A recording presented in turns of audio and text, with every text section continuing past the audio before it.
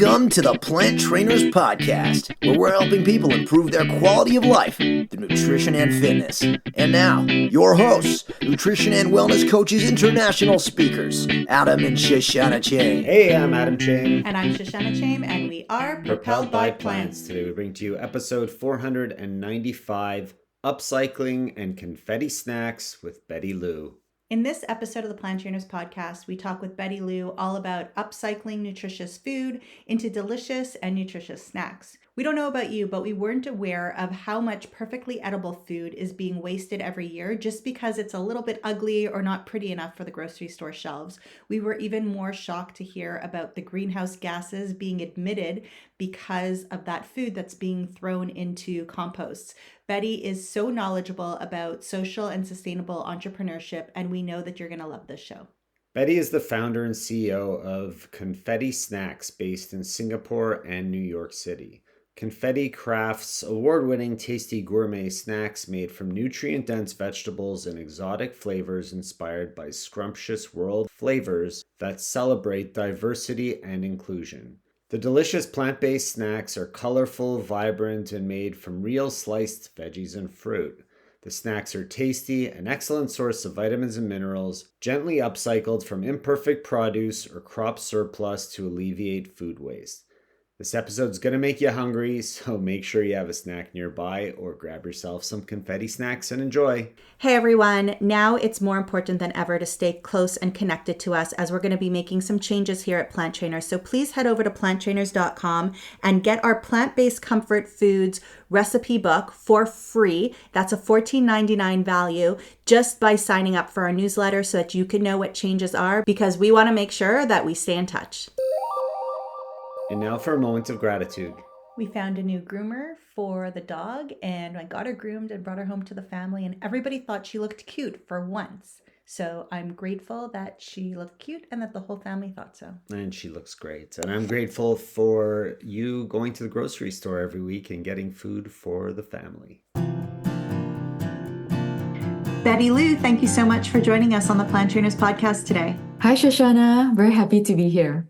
I'm very happy that you're here too, and I would love to hear what your moment of gratitude is. My moment of gratitude is I'm really grateful every morning that I get to create whatever I have in my imagination and bring beautiful products and snacks and awesome food to many shelves around the world. That's wonderful. And I'm glad that you do that too. We don't have brands, especially food brands, on too often, but your brand has a beautiful message behind it. And I wanted to make sure that people heard that and understood that. And of course, our listeners know that we don't recommend anything that we wouldn't use in our own house. So delicious and nutritious checks the box. So thank you. Thank you for doing what you do. And before we talk a little bit more about your snacks, I wanted to talk about upcycling and the whole idea of upcycling, especially with food. So can you define in a fun way for our audience what upcycling is? Yes, upcycling is, 1/3 of edible produce are thrown away every year due to crop surpluses or due to imperfections. So many of the foods that are in our supply chain system, they get thrown out because of aesthetic reasons largely. When you go into any supermarket, every fruit and apple is exactly the same size. It's really, really curated for the consumers. So anything that is smaller or too big gets discarded as B-grade products. So due to aesthetic reasons for the wrong shape, size, color, they are discarded even though they are good to eat. Also, many farms and plantations, they produce a lot of crop surpluses. It's very hard to ascertain the amount that retailers need, so they always produce in excess. These excess get discarded as well, and up to 8% of human-caused greenhouse emissions actually come from food waste. So as a Confetti Snacks, as a company, we take these surpluses and imperfect foods, upcycle them to wonderful snacks with a much longer shelf life so that we prevent these perishable fruits and vegetables from getting into the landfill. So upcycling, in essence, is really a way to elevate perishable produce and turn them to something useful with a longer shelf life to minimize food valorization. I absolutely love that. And it's something that I learned about a while ago. I think the first time I learned about it was in terms of clothing. So you can upcycle clothing as well, things that have been, slightly not sewn properly and, slightly off by size get thrown into landfills. But I was shocked at the fact that so much food is just being thrown out and isn't being reused. Like, why aren't restaurants and places that make salads and things like that, why aren't they using more of these produce? Why is it being thrown in the garbage? Like, how much landfill, like, what, do you know any percentages, or like how can we visualize it? So it's about 1/3. So that's about 2.9 trillion pounds of edible produce that are thrown away every year. 1/3 of produced fruits and vegetables are thrown away, even though they are the height of its, ripeness, pickness, they are perfectly good to eat. But because, fruits and veggies have a very short shelf life of about a week. So if they can't sell it in time to consumers, they get disposed. And as it decomposes in the landfill, it releases a lot of greenhouse emissions that contribute to global warming as well. Wow. And so what are some of the other methods? So I know that you're using it for the confetti snacks, and we could talk more dehydrating and, making them shelf stable. What are some of the other ways that other companies or people can look for if they want to help support upcycling? Yes, so we partner with a very strong established organization called Upcycled Food Association in USA. US is one of the global houses. North America, they produce a lot of fruits and veggies, and there are certain enclaves in the world that produces the most agricultural produce, like Europe, Asia, as well as North America. There's certifying bodies like Where Food Comes From, as well as Upcycled Food Association, where they gather an ecosystem of brands, CPG producers, farms, plantations, and food supply systems to really gather them around to contribute to upcycling.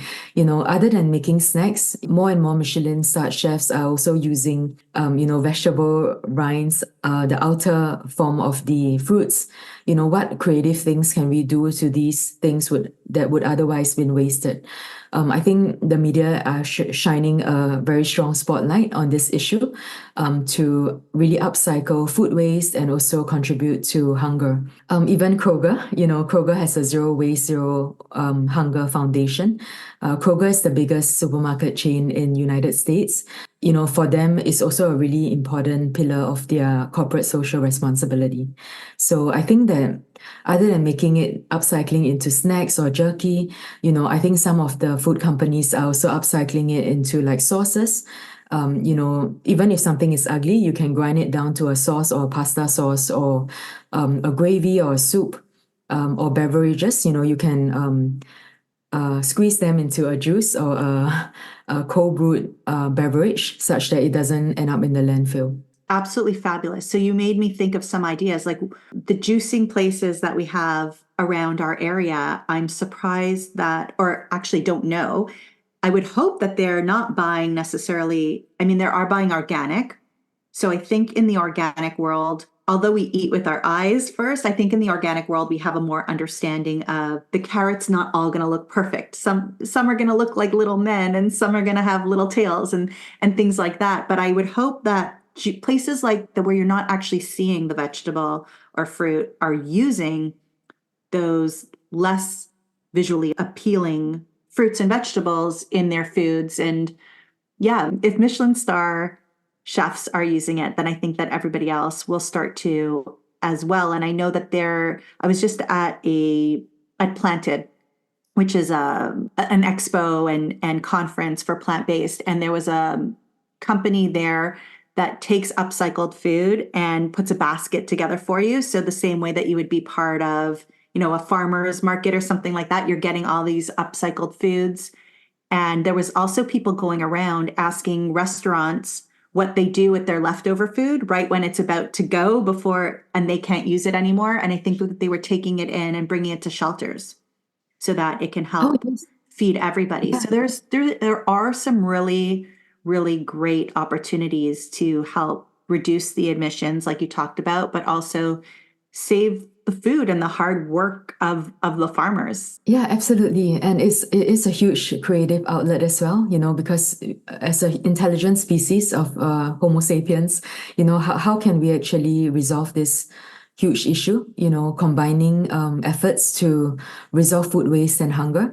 And I think there are 1,000,001 ways that we can upcycle these colorful ingredients to something delicious and tasty and also good for the environment. Absolutely. So tell me more about the confetti snacks, because we do get a lot of people reaching out to us, and most of the time I actually say, thanks, no thanks, not for us here at the Plant Trainers podcast. But when I saw your PR team reach out with the confetti snacks, I was like, okay, I got to taste these.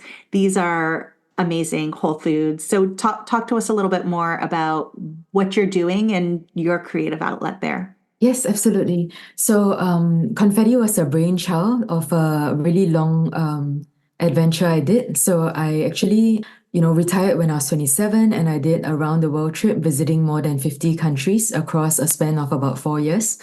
And, as I was traveling, I noticed that food is a singular thing that brings people together, despite the fact that I may not speak their language. But, people use food to gather around communities, bring people together. It's a social glue. Growing up in Singapore, we are really obsessed with food culture. And I really love adventure so much. So when I go up to paraglide in the mountains, or when I go hiking or mountaineering, it's very difficult for me to find a snack that was good but also tasty. Potato chips and extruded corn puffs, they dominate 95% of market share in the snack industry.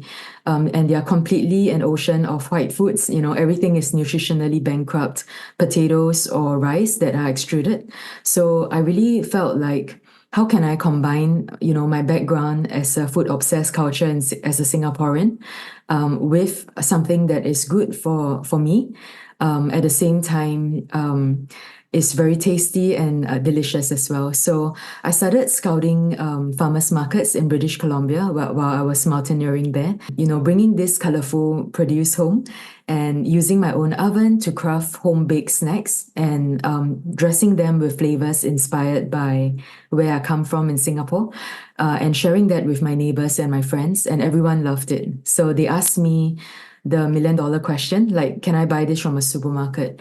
So that's where I stopped my trip and I got back to Singapore. I wrote a business plan and submitted it to the Singapore government, who gave me the first check to start this company.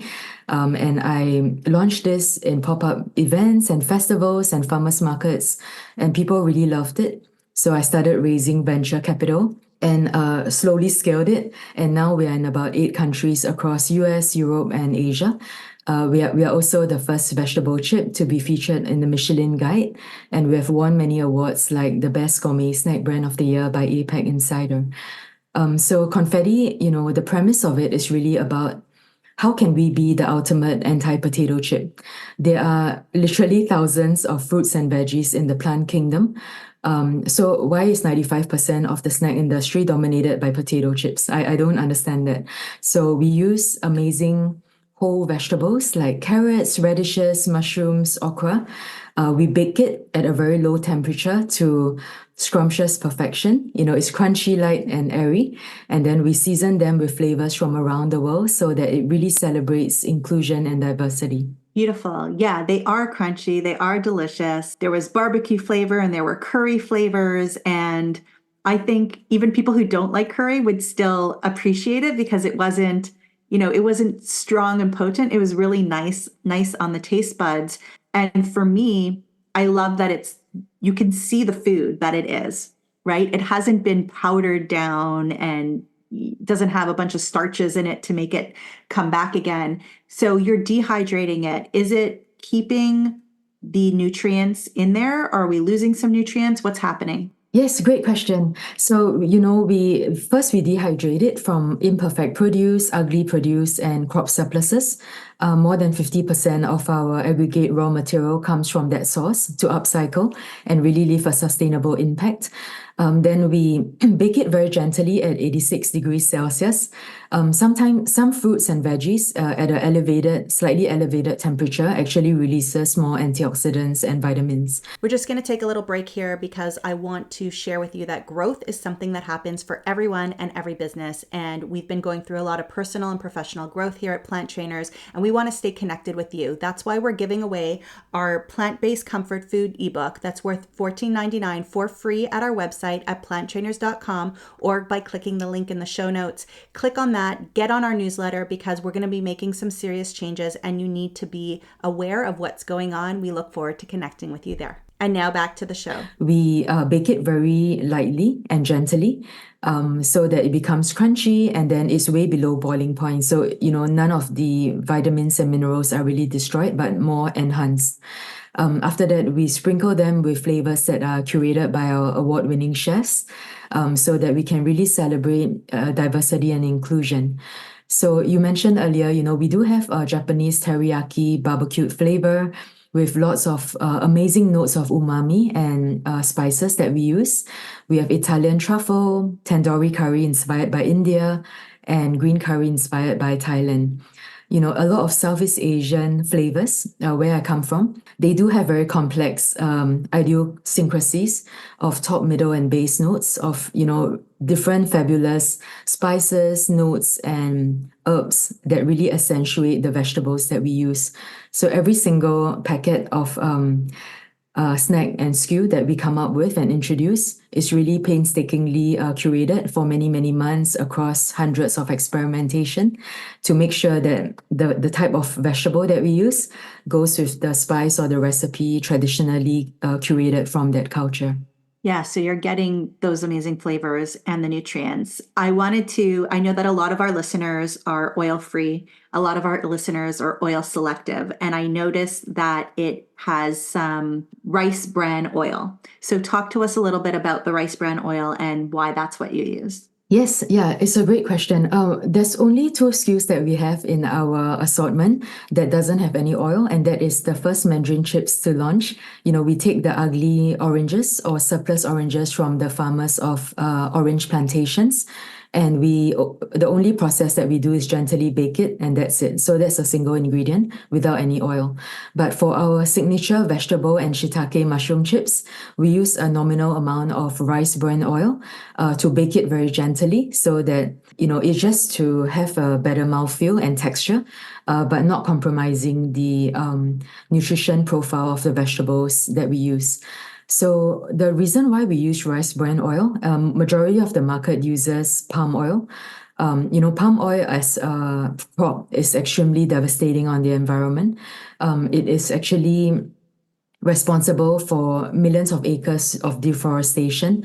And on top of that, as the farms clear the land to grow palm oil, it also depletes the environment for mammals such as orangutans and gorillas that are already endangered. So we didn't want to contribute to the devastation of wildlife, and therefore we decided to use a more sustainable oil like rice bran oil, which is a lot more nutrient dense and also very good for much better for our health as well. That's great. And that's good to know. And so that kind of brings me into my next question, because thinking about, some people are going to be completely oil-free and some people want as little oil as possible. I think for the mouthfeel and the crunchiness and all of that, a little bit is needed.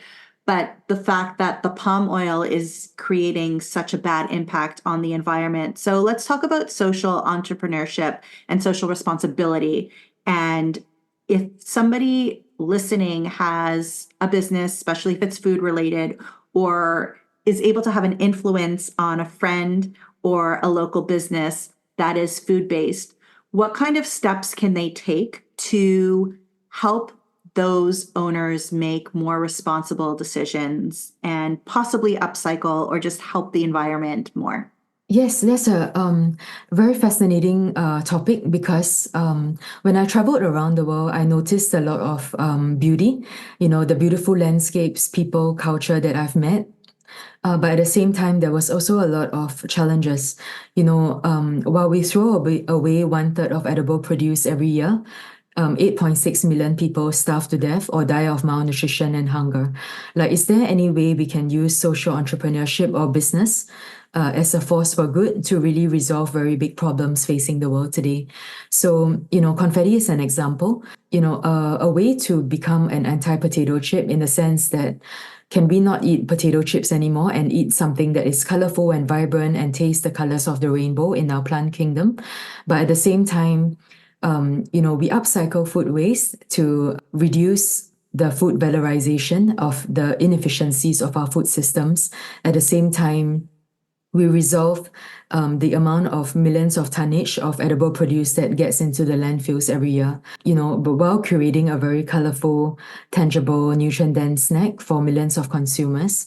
At the same time, part of our top line goes to feeding the hungriest people in the world. So we feed people who are severely food insecure, like, homeless shelters, UNICEF, the World Food Programme, the migrant crisis. We cater to refugee camps and orphanages as well.